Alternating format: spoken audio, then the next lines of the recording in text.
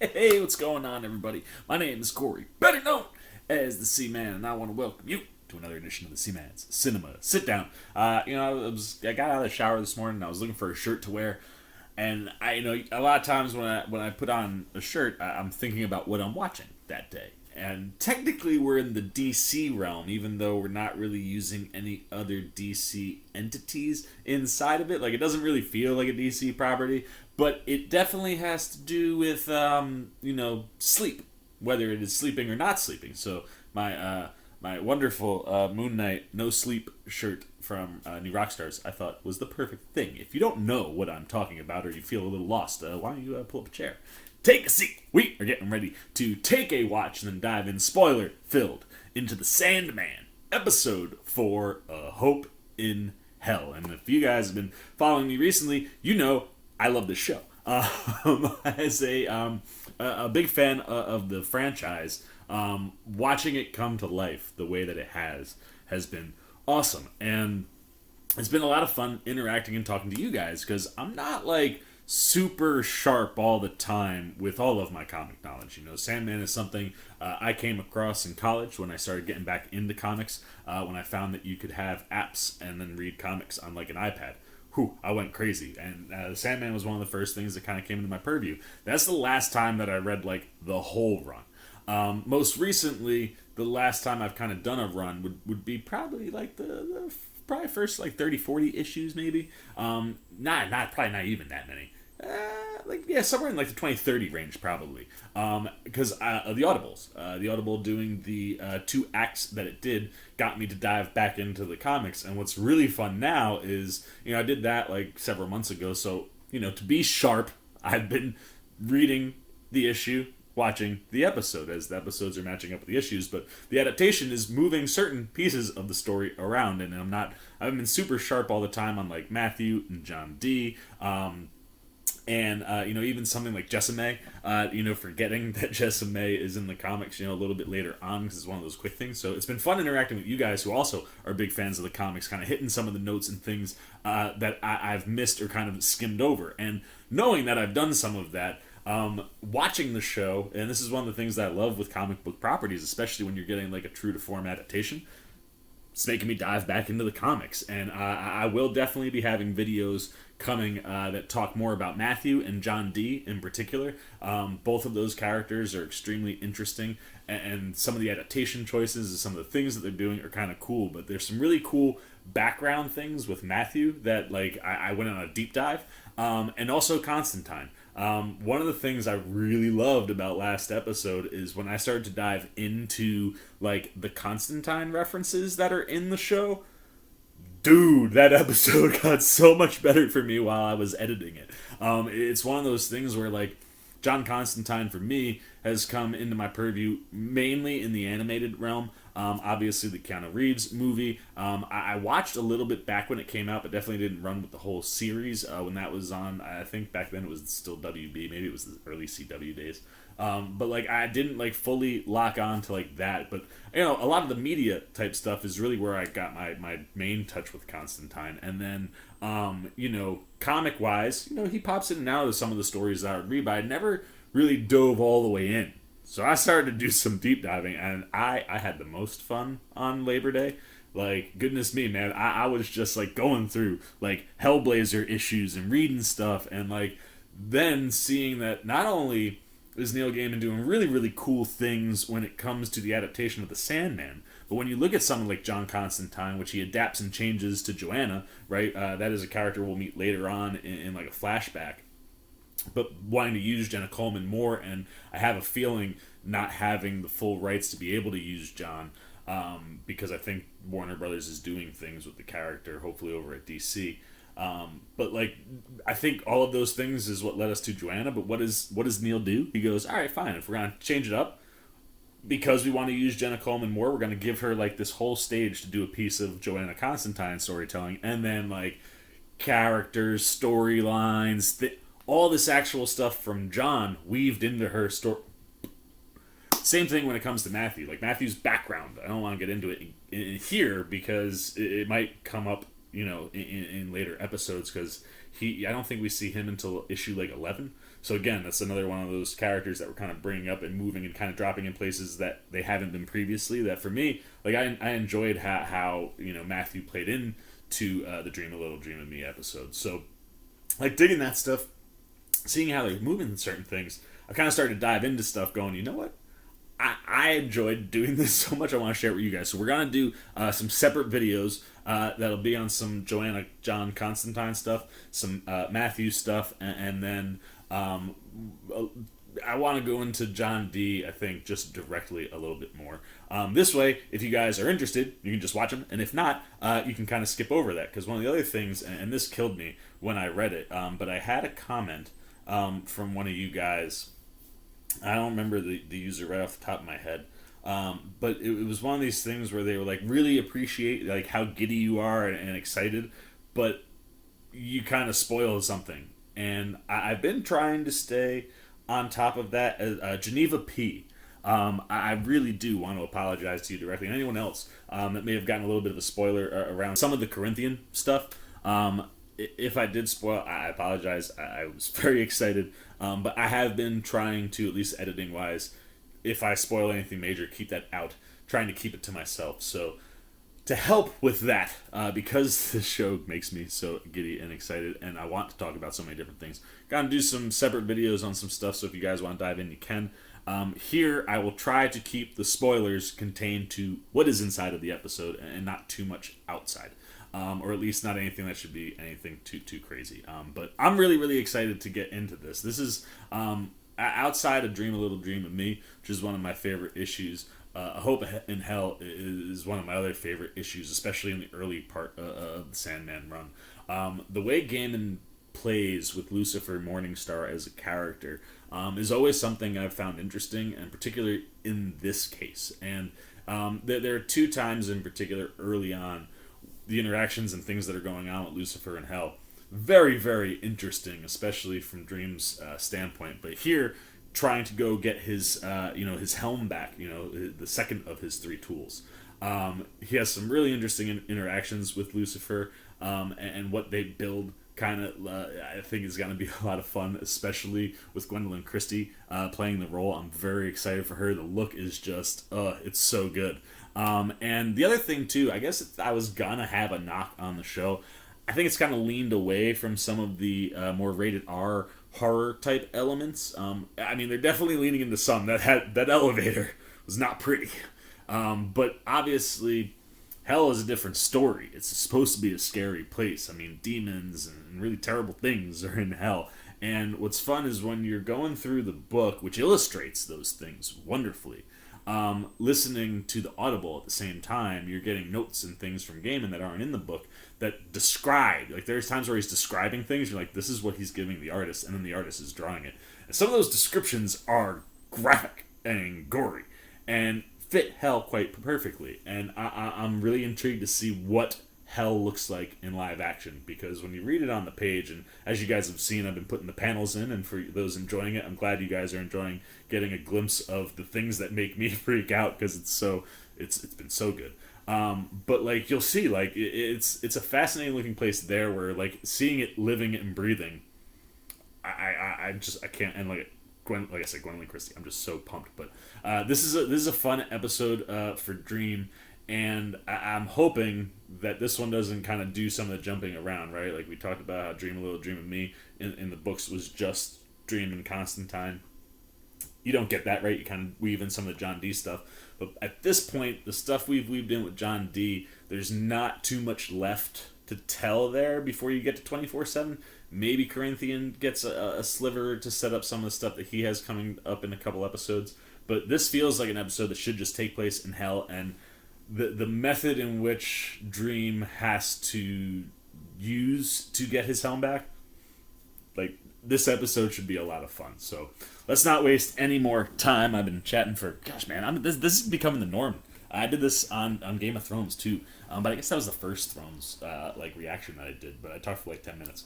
Oh, shut up. Episode is right there. We're getting ready, diving into what is quickly becoming my favorite show of the year. And it's tight competition up there, man, because that Game of Thrones, I got some reviews and reactions coming for you guys there eventually. But that stuff is fire. No pun intended. I'm getting ready to jump into Lord of the Rings, which I've heard some cool things about. Like, the top of the crop this year in TV is high, and you know, I have a friend who didn't read the books, and he's digging the show, but he's not loving it. You know, different perspective for me. This is the boys could be in trouble, and I don't get to say that very often. But this is one of the special ones for me, and for a lot of other people that I know out there. So let's not waste any more time, man. The episode's up. We're queued. You're ready. I'm ready. You know Gwendoline Christie and Mr. Sturridge are ready. Let's jump in. Morpheus, Lucifer, Morningstar, episode 4 of the Sandman, A Hope in Hell. And we are rolling. Right in. Oh, man, get that volume up. Good thing that you guys don't need to not hear things.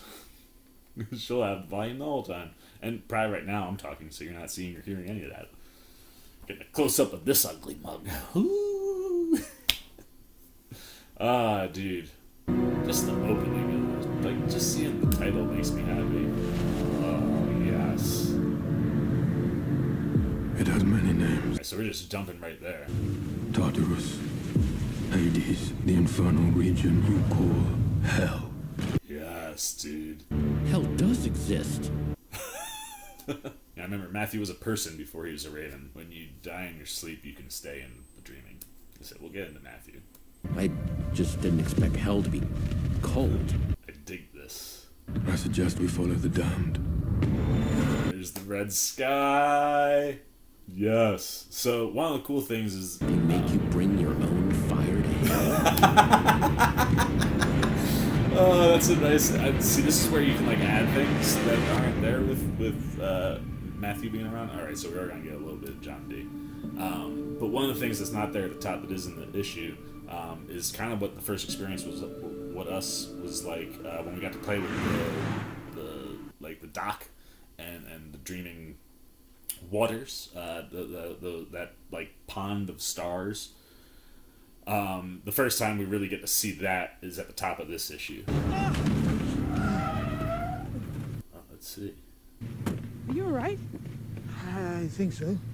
Here comes the ride he needs. So sorry. It's my fault entirely. I lost my slipper somewhere. Oh, hey. Thulis is really enjoying him. Suppose I'm rather underdressed. Listen, if it were up to me, I'd never get out of my pajamas. That's the psychologist from You Ted live Lasso. nearby, or That's awesome. No, I've no idea where I am, actually. do you need a ride somewhere?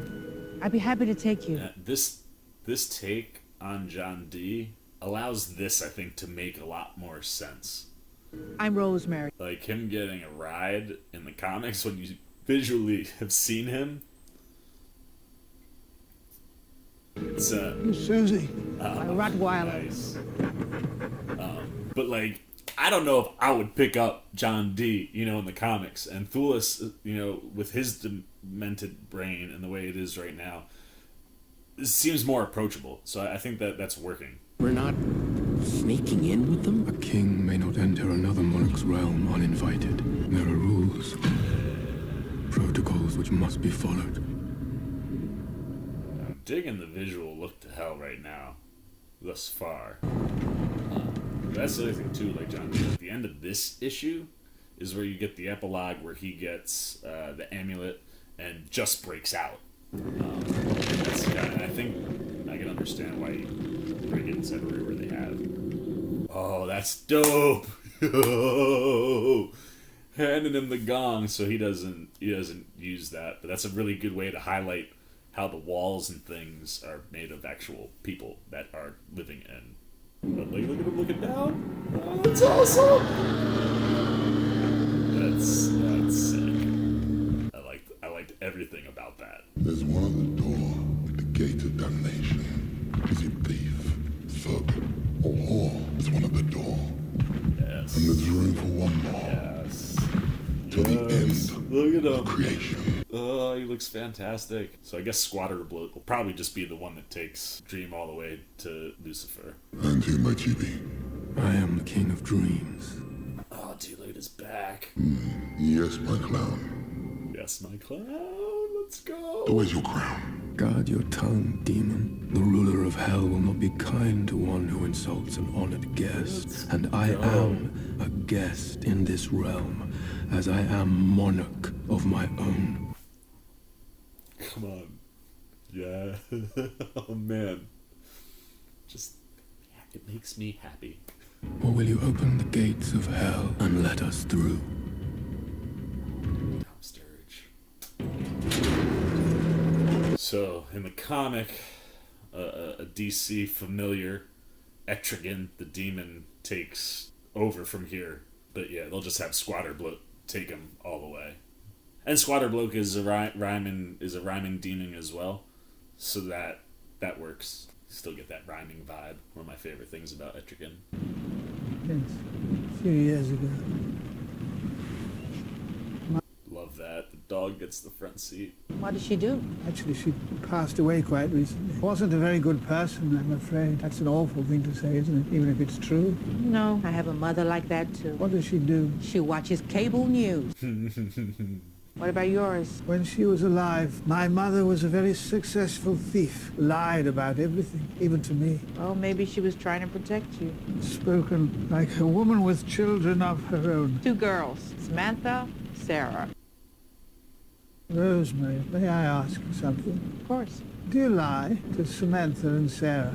Their dad was a liar in the family. Found out he had another wife and another kid in another town. Oh, my goodness. I think lying is maybe the worst thing you can do to another person. I'm living proof of that.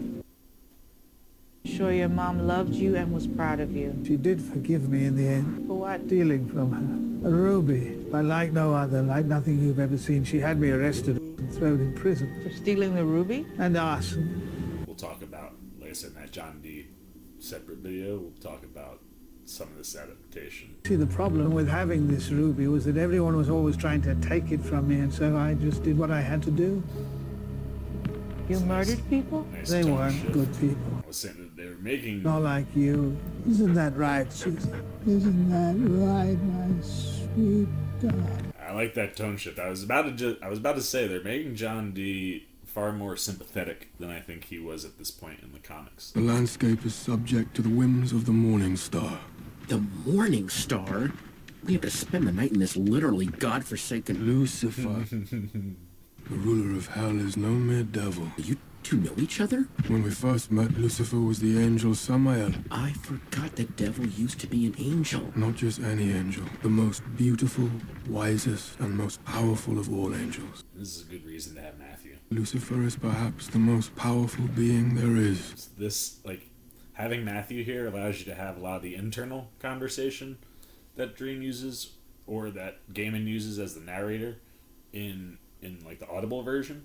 Squatter Blood is gone. Alright, don't panic. I'm just gonna fly up and see. Yeah, having Matthew here allows you to fill in a lot of details and things and connections that you're not going to get Not elsewhere. doing that. Oh, man.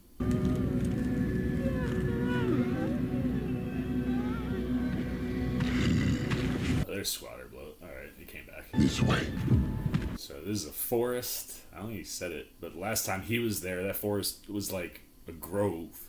I believe that's tied... A demon has 100 motives for anything he does. All of them malevolent. I'm gonna get it. This is not the way. Oh, okay.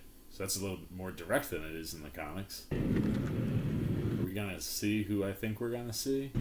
Yes! Let's go! Nada. Dream Lord. I can't wait for them to dive into this story. It is you. This is one of my favorite stories. I greet you, Mother. Yes. Keiko.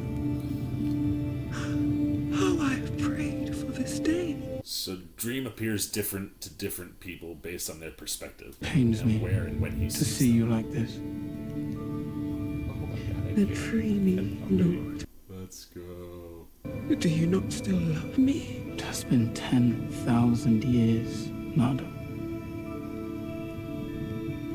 Yes. That delivery hits so I still much love you. stronger. there than like how I would read it on the page. I have not yet forgiven you.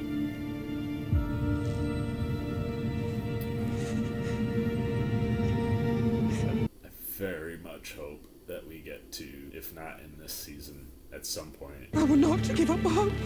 The Nada dream story is really dope. And this is the first time that we see and are hinted at that there is a history between the two of them. Not just any history, but like a romantic history. I hope we get to do. I hope we get to do that episode. I believe that mountainside is filled with. I don't remember what type of damned, but it'll be here somewhere. This is going to sound rather odd, but the secret to having compassion for people is knowing that they are fundamentally selfish. It's how we're made, that we are operating out of a pile. She's doing a phenomenal job right now. All right.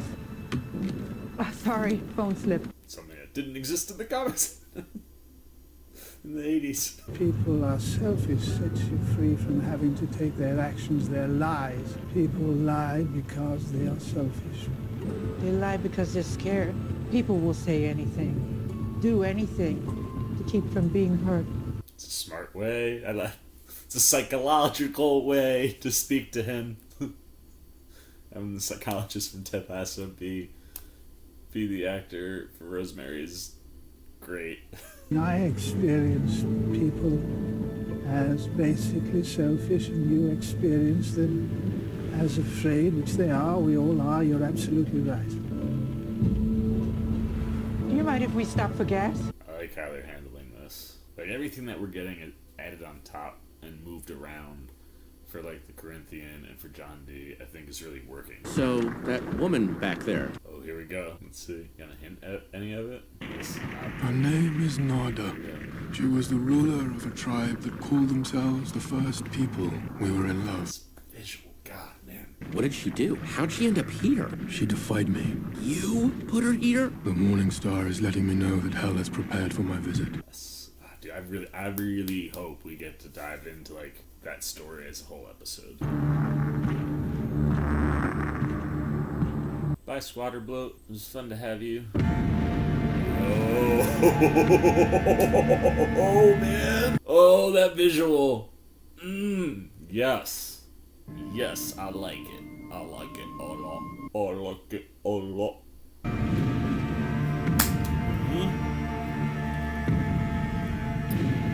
See that door? I need to see some of that stained glass. Hopefully. Stained in blood. But yeah, this is visually really, I think, is working for me. It can maybe be a little bit bloodier, darker, but for what they... Oh, well, speak. Nope, there's your blood. And there should be blood coming up the stairs. Let's go. But like, for what this show has been to this point, I think this is a very good visual take. It's doing what it should do. I feel uncomfortable. And like, that if you see bodies and things now on the walls of places, like, they might still be alive. Let's go! I am so excited for Gwendoline Christie. There's an element about Dream that I wish we could see that they haven't done yet. Yes! They are giving us the white first. The main thing we've seen her in a lot is the black, but the first time you see Lucifer, he's in all white. But the black wings, because his original wings were cut off when he fell from heaven. Hello, Dream. She looks phenomenal. Greetings to you, Lucifer Morningstar. So in the comics, Lucifer's like 9 feet tall. Tom Sturridge is a tall dude. Gwendoline Christie makes that difference. Have you come to join forces then? To ally your realm to ours? To acknowledge the sovereignty of hell? You know my feelings on that Lightbringer. Come on, man. Especially when one has been caught and imprisoned by mortals. We expected better of you, sweet Morpheus. My helm of state was stolen from me. I believe one of your demons has it. I should like it back now. If only it were that easy. Which demon has your helm? Name it, and we will bring it here.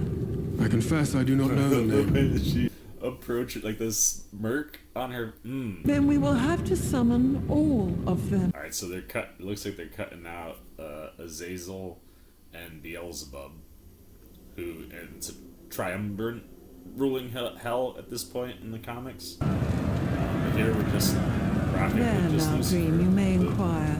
Which demon has your helmet? This is a cool adaptation as well. Shall we interview them one at a time, or...? It won't be necessary. I expected nothing less from Gwendoline Christie, but this is so... She's having so much more fun than anything I've seen her in before. And I like that. She should have a little bit of a devilish vibe. We know how you relied upon your tools, but tools are the subtlest of traps. This is a little different. We become reliant upon them, and in their absence, we are vulnerable. Not entirely. Yes, let's go. I have recovered my sand. It brought me to hell, and now it brings that which is mine in hell to me. Alright, so in the comics, he throws it out and it finds the demon that has his helm. So maybe they just gotta bring him there. Probably because we can't go to the Hellfire Club, which is where this piece would take place. So have it take place in Lucifer's. Yo, let's go! Give me them. Yep. Oh, only one mouth. I was really hoping we'd get two mouths. Is Coronzon a Duke of Hell? Coronzon, Wish he had two mouths. the helm is mine. Cool sunglasses. You must return it to The me. head works. No, it's mine now. I traded it from a mortal for a poultry thing. It was a fair trade. I've broken no laws. And if the Dream King wants his helm back, he will have to fight me for it. Very well. I challenge you, Coronzon. Yes, let's go. This is one of my favorite pieces, man. Oh, I love this whole run. You will return my helmet. And if you lose, you'll serve as my slave. In hell. For eternity. Let's go. I accept the terms. He's like, what? I shall represent myself. Yup. Coronzon, whom will you choose to represent you? I choose you, sire. Ooh, I had a feeling they were gonna do this just because it's Gwendoline Christie. So in the comic, that's not what happens. He takes on Coronzon. And it's dope. But you got Gwendoline Christie. Apologies, Dream. A very Thrones thing to have someone be able to I become his champion. step in and be someone's champion. That's a cool nod to Thrones. That works for me. Fight me. But I just hope that the battle that they have is the same. Let the challenge begin. Alright, so we don't go to the Hellfire Club, but we do get costume changes, which I dig. I hope that they do this the way that it's done in the comic, because that's like what the battle between him and Coronzon is one of my favorite things in this issue. And I dig the adaptation twist to make it him and Lucifer. It's one of those things where knowing their relationship, I like that as a storytelling piece. And knowing you have Gwendoline Christie, knowing that Game of Thrones had you have someone represent you to be someone's champion, it's a nice tip of the cap to where she comes from. Gaiman and co, I respect you. Want anything? Are you thirsty? No, thank you. I'm fine. This is breaking up the momentum that I feel like we're building every time I feel like we're getting going in hell. I could use a drink, if you don't mind. Sure. What would you like? I don't know. I haven't been out in the world for 30 years. if, Been in prison for 30 years? if you didn't feel comfortable... if you didn't feel comfortable before, it's gonna make you feel less comfortable. I appreciate this extension to this piece of the story. Like the car ride with Rosemary is a good piece with John D. that I think they're expanding on here pretty well. But I do think it's kind of messed. Like, I know it's how the show has been going, but like, I want to just dive in there, I'll just give the guy my I'm telling credit you, card. if it won't matter if what's about to go down between Lucifer and Dream goes down the way they do it in the comic, because it's such a clever piece of writing from Gaiman. I want you all to experience it. 911. Oh, I'm sorry, what? I need you to call 911 for me. The man I'm with is an escaped murderer. It's pretty hard. You fucking with me? Alright. Yeah, this is the filling station out on Route 7. Guy's not even remotely trying to be quiet. Oh, okay. So one of the things that I was kind of not getting so much the first time we saw the amulet was the look of an eye. In the comic, as you saw in the panels I threw up last week, looks very much like an eye. That shot of it, an angle that looked just like an eye. Oh, and now he's wearing it. I Let go of her. love that. Oh, don't shoot And that we're gonna gun, wait here, son. the three of us, for the police. Young man, I assure you, you don't want to point that. Don't shoot that gun, son. You don't stay where you are, I will shoot you. Please don't. Yeah, look You'll at it only moving. be hurting yourself.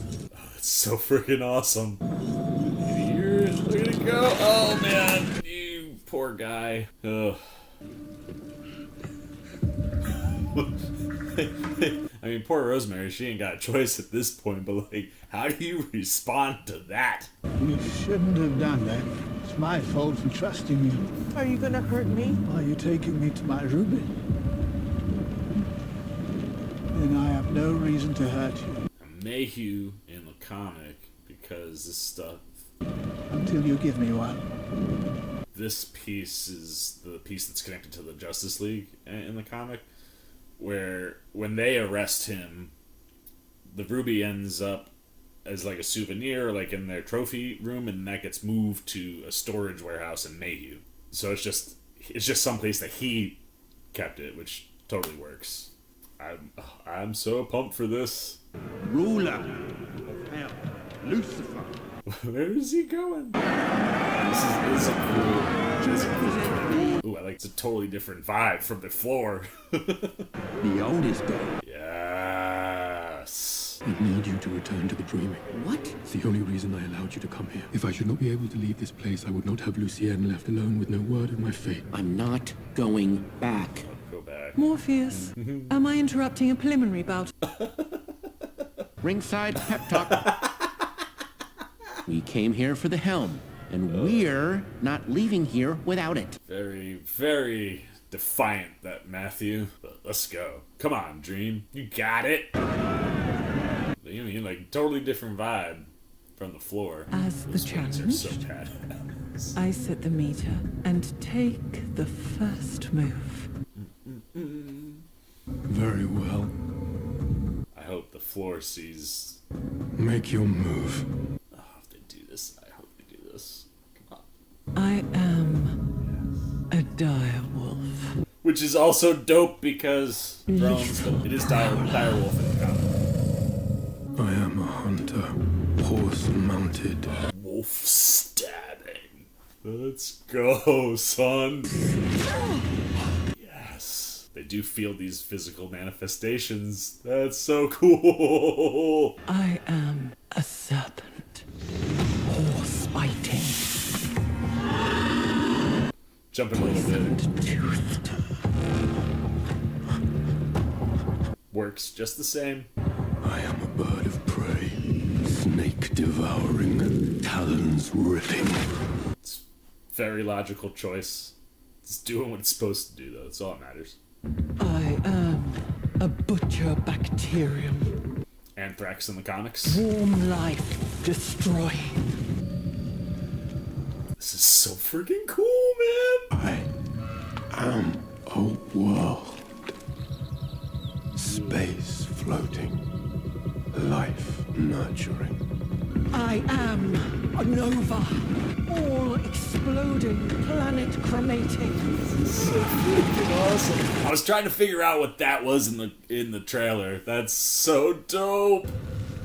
Oh, this hits better. Like, oh man, so cool, man. Come on, Dream. I am a universe. Yes, sir. All things encompassing. They can glow his eyes. Life embracing. This is so freaking cool. I am anti-life. Let's go. The beast of judgment. You guys, if you don't know the comic, have you guys figured out what the answer is going to be to win The this? dark. At the end of everything. Let's go. What will you be then, Dream Lord?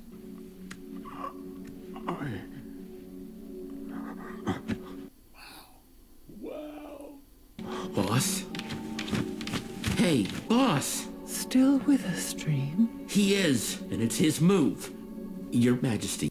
There are no more moves. There's one. What can survive the anti-life? There's one thing. Come on, Dream. You! Dreams don't fucking die. Not if you believe in them. And I believe Dream of the Endless would never leave his raven here alone in hell with Lucifer. He tried to get you out of there, Browski, but you know what that is.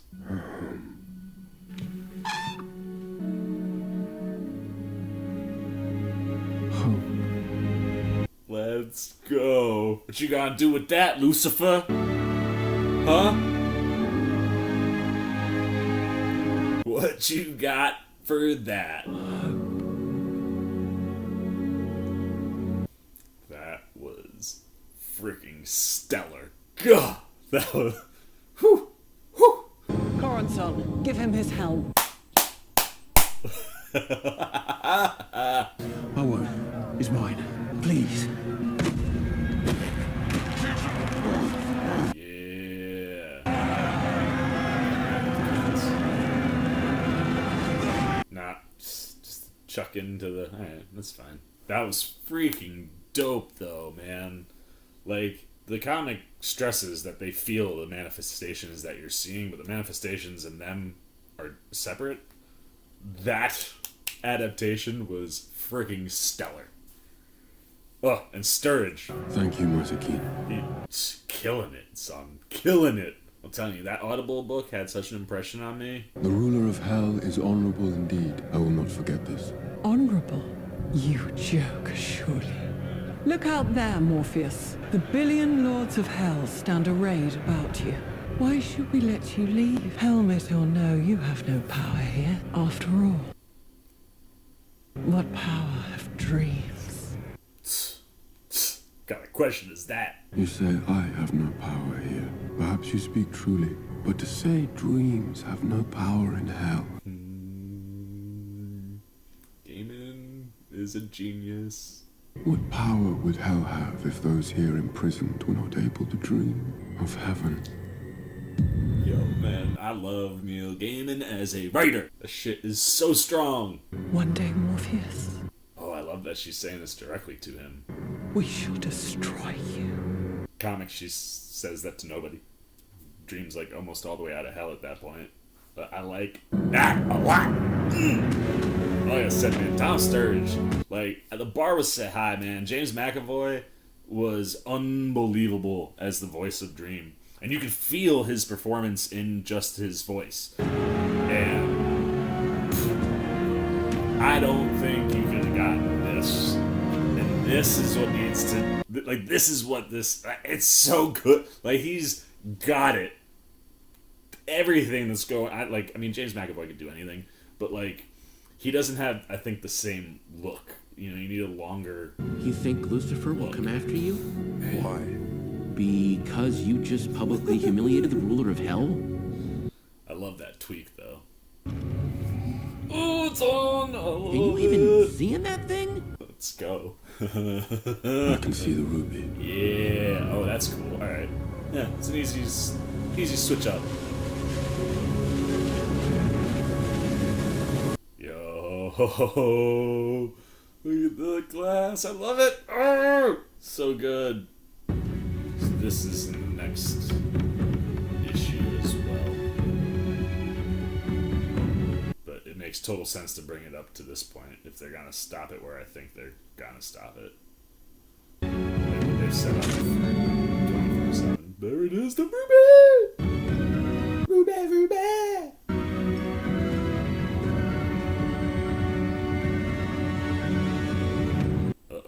Something's wrong. consulted it. Oh. Yikes. Is it? Yes. Thank you. We'll talk about this adaptation and switch up. Wow, 100% accurate, but like, you know, the small tweaks and stuff for things that they had to remove from DC. But like right on, man. Right on. I'm being that we're ending here, I'm now okay with having this stuff I wasn't just when I think I'm out, they pull me right back in, Neil Gaiman.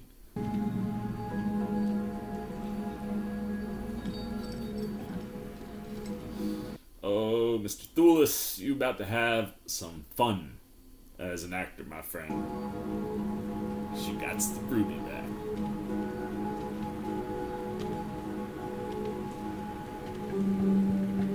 Oh, damn, they had, like... Matthew took a shot, too. I didn't even notice that. What are you still doing here? I know I'm going to regret this, but do you need a ride somewhere? Do you really want me to get back into that truck? The truth, no lies. I want to go home. You're a good person, Rosemary. Unfortunately, good people seldom survive in this world. I didn't think they were gonna do this. Just don't hurt Susie. Please. I don't care what happens to me, but... Here. Take it. Oh. Wear it. From now on, no one will be able to hurt you, not even me. Interesting. There's no need to be afraid or tell a lie ever again. Don't you need it? No. I have my ruby. I have my ruby. Boss. Boss! The ruby makes dreams come true, and I'm going to use it to save the world.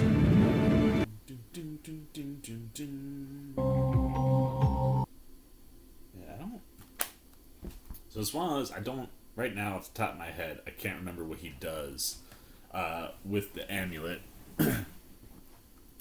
at the at the end. Because once John Dee gets the ruby, it's the only thing that he needs. So I don't remember what he does with the amulet, but in the comic, he kills Rosemary. And you know, I was mentioning earlier when we were in some of those bits with John, where it seemed like to this point they were kind of making him a little bit more sympathetic than he is in the comics. And then it would switch like right back into what was going on in the books, where I was like, okay, yeah, that you are supposed to be feeling uncomfortable, like, but you know, he ultimately did. Like, I thought he was getting ready to pull a gun and kill Rosemary. Leave Susie. Susie's not in the book, so you don't have to kill her. But opposite to give her the amulet. I'm gonna have to come back around on the next video and see where the amulet dropped off. But that, you know, that's a tweak where, you know, I guess I could see some purists being like, you know, because it does seem like some of the darker things the show is kind of leaning a little bit away from. But with what's going on with Dee, I think these types of decisions make him a very interesting character. And like I said, when I talk about that separately, like you'll see even more so how you know they're trying to separate, I think, this character from what was in the books, because Dee technically ties to DC Comics. So it's an interesting change. Like, I don't entirely know how I feel about that one, because Dee should be on a very similar, I think, evil tip as the Corinthian. But I think if you're teeing up Dee to do what happens in the comics, right? Obviously, we're adapting the actual issues, so the main things in all these issues have been consistently spot on. So Dee is gonna get his chance to show us like the kind of evil that he is as a you know, someone that goes up, you know, as an opposite to Dream. But I think if you want the Corinthian probably to come off the way the Corinthian should, which is super terrifying, like I can kind of understand making John Dee a little bit more sympathetic, and it definitely allows Game of them to play in some different emotional realms. And like I said, this is coming with, you know, hardcore comic knowledge, you know, to the regular audience member. specifically with the type of performance Lewis is putting in and the type of vibe to the show, I think this stuff kind of lines up very similar to the take in Hell. I think the take of Hell was very comic accurate to the page, as you saw with the panels that we were throwing up.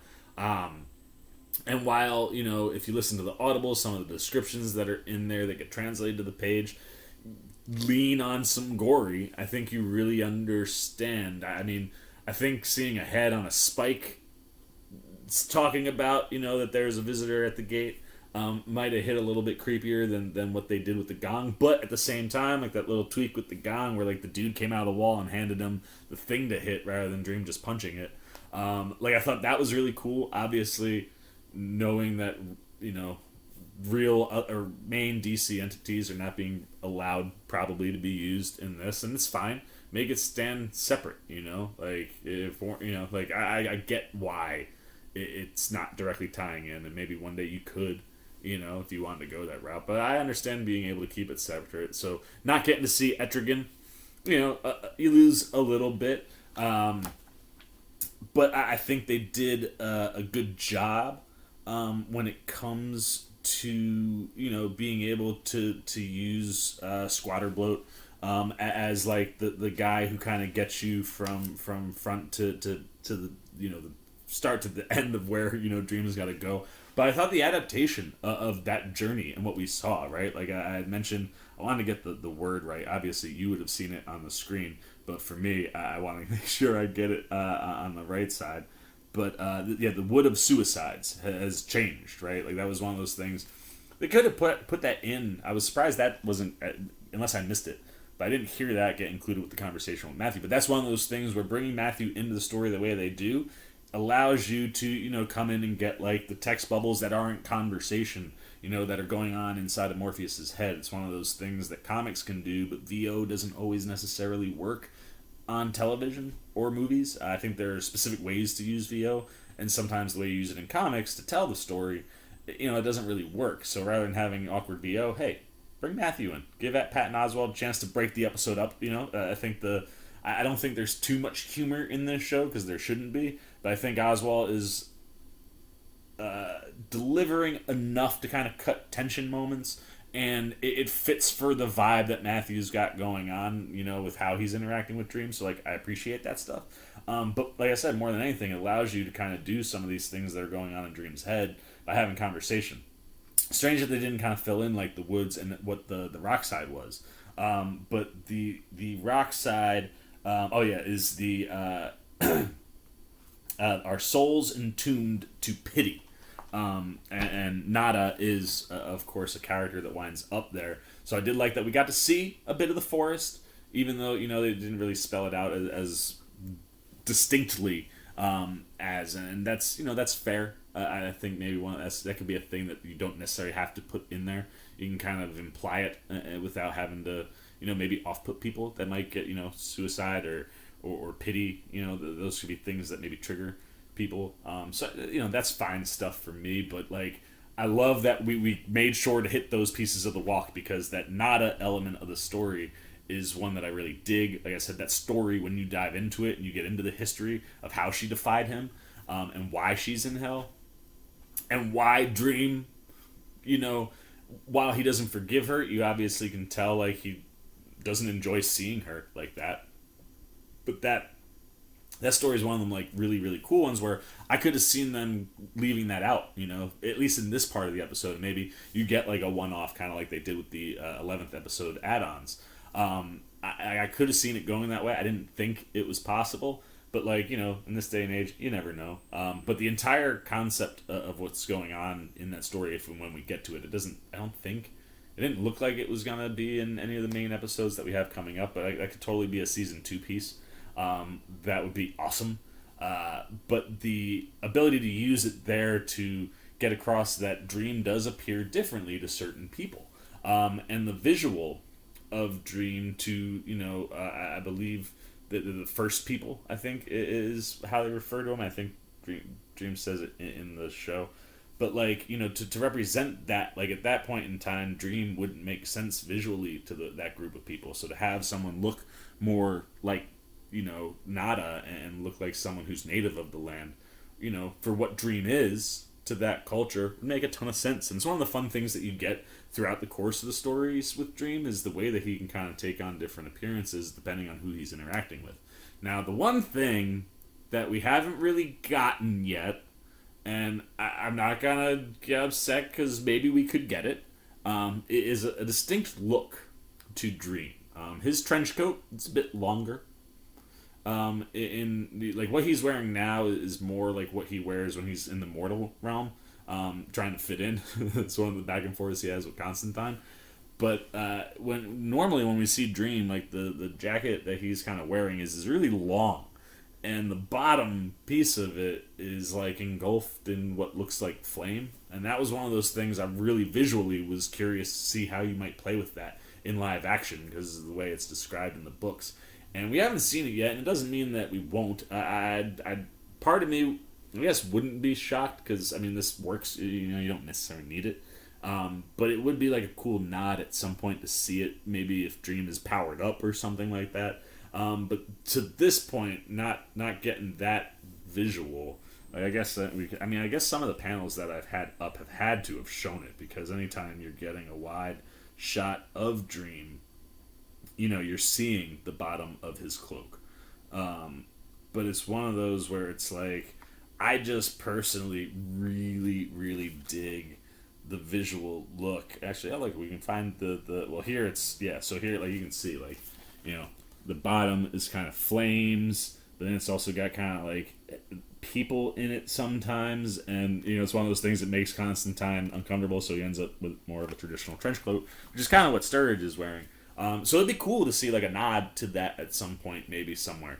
And it's definitely, I think, one of those things that you could absolutely find a way to nod it only just once rather than having to always have it there. Because I guess it could look kind of cheesy with the visual vibe that the show has going on, specifically the Sturridge.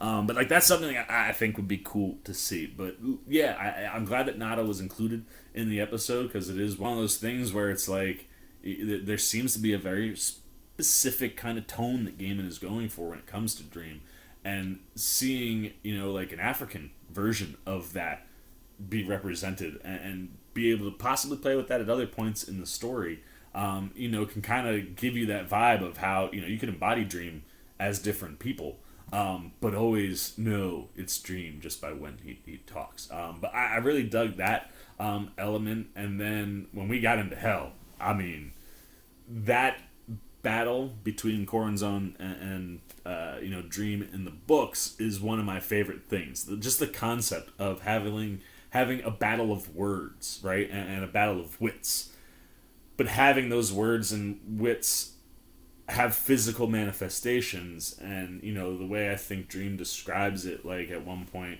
whatever kills the snake, kind of steps on it, and he could feel the spine break underneath his foot. It kind of gave you this vibe that both Corazon and Dream are taking some kind of impactful hits on the physical manifestations.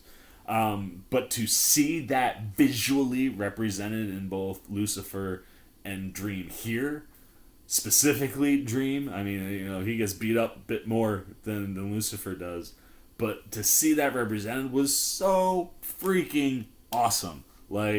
I just, that actualization and adaptation to the screen was, getting a lot of those. You're getting a lot of chef's kisses in this show. And that's definitely one of them. And I personally kind of like the tweak to take it, you've got Gwendoline Christie. There are elements, it's funny, when I was rereading this issue, when you got to the dire wolf, I was like, oh man, that's like a Thrones reference. And we got Gwendoline Christie playing Lucifer, she's from Thrones. So having like I said, during the episode, having the idea of, Corazon's got to pick a champion. He can pick a champion if he wants. He doesn't have to represent himself. And you know what? Screw it. Have it be Lucifer. And in the you see at the end of the episode, one day we'll destroy you. There's they seem like they get along, but there's some friction between those two characters. So having that be the battle, and then to be able to lean into the embarrassment of Lucifer, I think Gaiman could have fun playing with that. And Gwendoline Christie, when I heard that she was going to be playing Lucifer, I immediately got giddy because I loved her in Game of Thrones. I thought she got done wrong in Game of Thrones.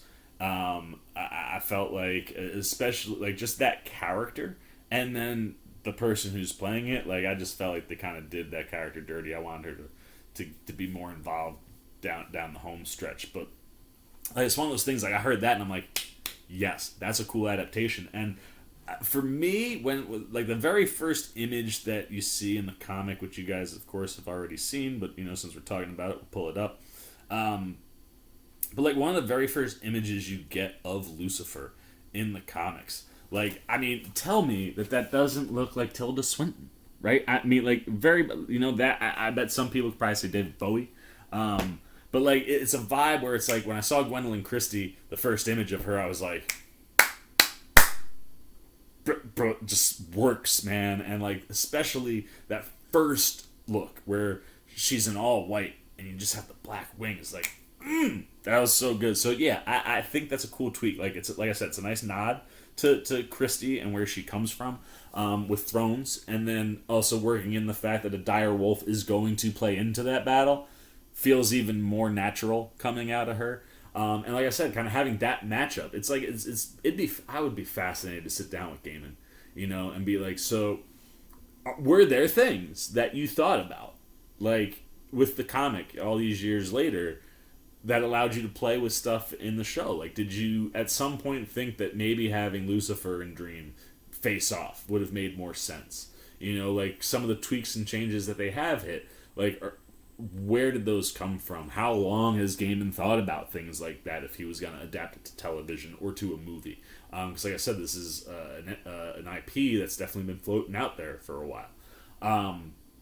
So like for me, it's been fun to see that. And like I said, Christie just ate it up. And knowing what she was as Brienne of Tarth, to see her like just devilishly enjoying everything she's saying to Dream, like just the look on her face brings me so much joy. Like to see her having that much fun on screen, and like in a way where it's like definitely toward the end too, like where it's like, I got this in the bag, I'm gonna play with you, play with my food kind of bit. Like I loved that, and I really thought that stuff hit, and the interaction between the two of them was something that you could feel. You felt that tension that whole time. Like I know that Dream is going to win, and I know how he's going to win, and I'm just getting giddy and excited as we get close to it. But at the same time, like with how it was visually interpreted and delivered, like you feel that tension, and then add on top like Sturridge and Christie's like performances. It was so good. Wish we could have seen Corazon get the double mouth, but like that's probably hard to pull off and would probably look weird. But like I could have used a little bit more weird in Hell, if I'm honest. Like with all the demons, we didn't get to really get in there. You know what I mean? And like in a comic, a panel you can kind of freeze frame and look around. Maybe I'd do that. I have to go back, freeze frame some of the shots from the bottom, see some of the different demons. But I again, it does seem like some of the horror elements in the show are being downplayed a little bit or dialed back a bit. As a horror fan, there's a part of me that's like, I wish it was just like a little bit scarier or a little bit creepier. But I think, like I said, with the tone of what's been established, I think what we got in Hell really worked, and the elements that mattered to me. I mean, and the other thing too, I did talk about how like this time John D felt like it was a little bit more of an interruption, because I just wanted to live in that Hell sequence, especially knowing where it was going to go. But, it's one of those, I listened to the issue on Audible. It's 30 minutes with, some added things. So, like, you're trying to get an episode to 45, and you're trying to get John D's story done and kind of cleaned up and in where it needs to be before we get to the 24/7 episode. I get why you're going, with certain elements, but it was a little jarring. But like I said, as long as they crushed the battle, which they did, it was very, very, like, I'm super happy with this episode again. We mentioned Matthew. I dig what Patton Oswalt is doing. I love the references that he makes, like, to his human life, like knowing things as a human. Some of the jokes and things that have landed for me, have been really solid. And like I said, I don't think it's too much, and I think it's perfect for what that character is. I'm fun to see how we keep playing with him, and being that he just continues to not listen to Dream, and him and Dream are, a little bit of power. It's not a great ending for the two of them right now. But like, yeah, I think the way that they've presented the John Dee story, we're getting a lot more than what's in the comic. But the things that they're expanding upon and the conversations and things that are hitting what, hits a bubble, like one word bubble, like to see it expanded in a way that gets the story across more, like it's cool to see how they've adapted that character to hit on all of the types of things that they need to hit on, and like the references to some of the things are definitely direct, but without saying any DC characters directly. The way that they're missing those things, it's working really well in the context of the show. And like I said, I think it's kind of interesting to see Thulis taking a little bit more of a sympathetic approach to the performance, because the writing is giving a little bit more of a sympathetic approach. But I think that's gonna enhance what we get with the Corinthian. If it does that, cool by me. I tend to think of myself sometimes as a purist, but like if the adaptation is right, and the adaptation is literally coming from the dude who wrote the books, like to this point, I'm cool with what we're getting. So let's get the Sea Maniacs up. I think you all probably know where we're going. I think I could have had enough like little nitpicks where we could have maybe dropped this down a 10th, but Gwendoline Christie was so freaking good. That section of the episode was so pitch perfect, and like that is one of those, for some people, rare moments where like what you can get in moving images really jumps and hits more than the comic does. But littering in all the other things with Hell, dropping Nada in there, like again, this episode does all the things that it's supposed to do, and adding in that what is the epilogue in this issue in the books, which is John Dee getting the amulet and getting out of Arkham, sliding up the Ruby grab, and what happens to Dream. I was more okay with the John Dee stuff that we poked in, and I should have had IMDb up. I do this to myself every single episode. But having the psychologist from Ted Lasso play Rosemary, it's one of those like just again genius moments where you can even tell like Gaiman and co being self-aware of that by giving her some kind of like psychology driven dialogue and trying to play with someone who's unstable, right? Like how do you got to kind of play in, but also with like she just was nailing all that. And I feel like some of the Ted Lasso stuff that she's got in her catalog, maybe played into that a little bit. But absolutely big time shout out to Sarah Niles. I thought she was a fantastic Rosemary. I like the addition to the dog, and if you're gonna go the sympathetic route with Thulis, having a dog in the car, really good reason to not kill Rosemary. But I think you can still get what we need to get to from a villain perspective with Thulis and John Dee. But yeah, I'm just so enamored, man. Like this has been so fun, and like I said, it's something that's driving me back into the comics, not just into the Sandman comics, but like I've been dipping my toe into like Constantine comics, and also like some Swamp Thing comics, and it's been a lot of fun. So for A Hope in Hell, Seaman's gotta go 5 out of 5 Sea Maniacs. I mean at this point, just expect it, because this season is just a 5 out of 5 for me. And maybe I would feel different, right? It's one of these things where you guys know where I'm coming from, but I'm always fascinated to hear your guys' side of things. I have a friend who's not read the comics. He's been watching the show. He's on episode 10 right now. So for you comic book readers that are familiar with the stories, he's getting into the Rose Walker stuff. And I was like, so how's it hitting for you? And he goes, I like it. It's a little disjointed. I'm not like in love with it. And I totally can understand that. The story is a little disjointed, in the way that it's told in the comics. And I actually think they've kind of streamlined it pretty well to make it a more coherent, linear type story.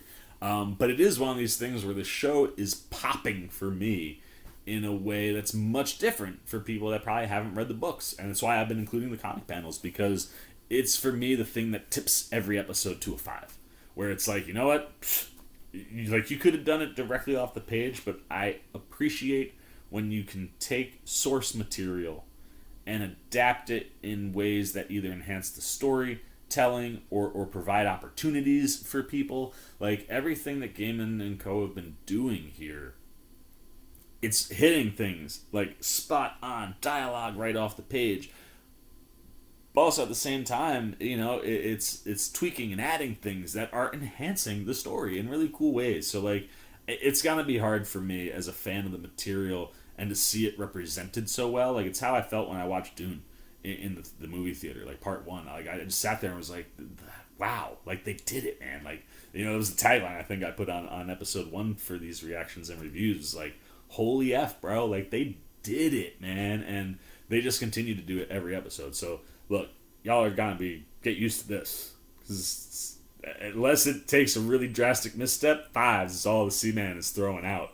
For you know, he's throwing out them 5s for the Sandman, no matter what the episode is. But like I said, I'm really interested to see what you guys are thinking, specifically you non-comic book readers. I think in talking to a bunch of you that have read the comics and that have finished the series, and I thank you guys so much for not spoiling anything, which is funny because I know what's coming. You know, like, you see here and you watch me get like excited before things happen because I know what's about to happen. So, like, it's weird to, like, not... But there are spoilery things in the adaptation, you know, that I appreciate you guys having tipped to. But, like, talking to most of you, you seem really excited and really happy with what they've done. So, now let's get into the nitty-gritty, man. Let's get into that episode 4. What did it do for you? How did you like this adaptation? What did you think of Gwendoline Christie as Lucifer? What did you think about swapping Corazon and Lucifer around to have Lucifer battle Dream? Was that a cool adaptation choice for you? For some of you more purist fans out there, a couple of you I've been trying to talk to, and have been having some interesting conversations. Is that too big of a change? Or do you understand and appreciate, like, when you got someone like Gwendoline Christie, give her more screen time? You know, that guy who's playing Corazon, who's that dude? You know what I mean? I mean, maybe he could have been someone if he got to fight Dream, and maybe that's your argument. I'd like to hear it. And then you non-comic book readers, like I said, I guess no, I already talked. Yeah, both you guys, the comic book readers. What you're taking away from any of these episodes, but specifically, I want to know about episode 4. You want to be spoilery before that? Cool. Don't go past 4. But let me know what's working, what's not working for you. Where is this show landing for you guys on an overall? Anything you got, man? Good, bad, indifferent on Sandman Season 1, Episode 4. A Hope in Hell, down below in the comments section. Look forward to talking to you guys down there. As always, if you enjoyed this video, please give me a thumbs up. And if you're new, you want to come hang out with Seaman as we continue our run through the Sandman. You want to be here for, you know, I got some Game of Thrones stuff coming up. Just any of the other things. I got so many things in the works, and then it just takes so long to get them out to you. As I got trailers I gotta try to look at. There are things going on in the world. You like my perspective or appreciate my thoughts, you just want to give a little love and support, well, hey, come join Seamaniac Nation, man. It's super easy. All you gotta do, jump over there, hit that subscribe button, hit that little bell if you want those alerts so you know when I'm dropping those new videos that you're looking for. And until next time, for the Seaman's Cinema Sit Down, I've been the Seaman. I've been signing off. Peace. Oh, hey, what's going on? You must be sticking around because you're looking for more content featuring this guy. Well, guess what? You're in the right place. You can check out more videos right here and right here. And if you have and you want to come join that Seamaniac Nation, you can hit that subscribe right over there.